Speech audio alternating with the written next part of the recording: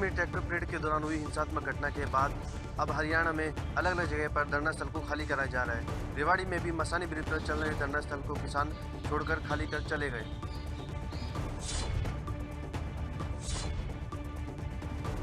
कृषि कानूनों के खिलाफ 26 जनवरी को किसानों ने ट्रैक्टर परेड निकाली, जो कि हिंसक हो गई, क्योंकि अलग अलग बॉर्डर से निकलने वाले ट्रैक्टर मार्च का रूट पहले से ही तय किया गया था।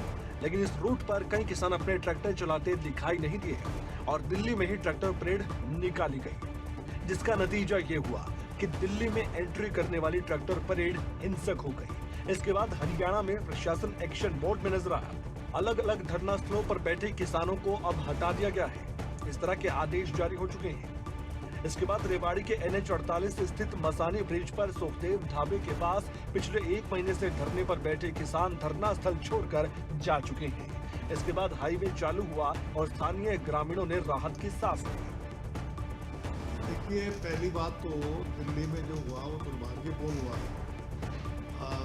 उसकी मैं निंदा करता हूँ, हिंसा नहीं होनी थी। लेकिन जहाँ तक झंडा फहराने की बात है, उसमें दीप सिद्धू जो है वो सनी देओल के साथ उसने कार्य किया, बीजेपी का कार्यकर्ता था। ये सारी साजिश बीजेपी की थी, बदनाम करने के लिए किसान आंदोलन को।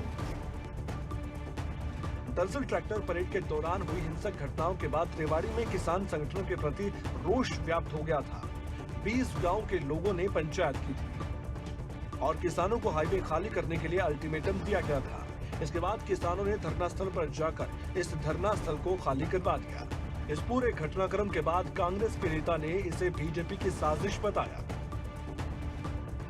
लेकिन वो कह रहे हैं कि हमने कहा कि कोई दिक्कत नहीं होने देंगे आपको और आप भले ही यहाँ रहें, लेकिन वो कहने लगे कि अब हम अपने आप को यहाँ सेफ नहीं समझते हैं।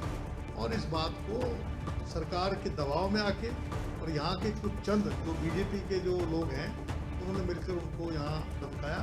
पूरे इलाके में रोष नहीं है जिस तरह वो दिखा रहे हैं। ये केवल जो बीजेपी के जो कार्यकर्ता थे, जो यहाँ के जो लोकल MP है राव इंद्रजीत सिंह, उसका एक षड्यंत्र था जिसके तहत यहाँ किसान यहाँ से चले गए।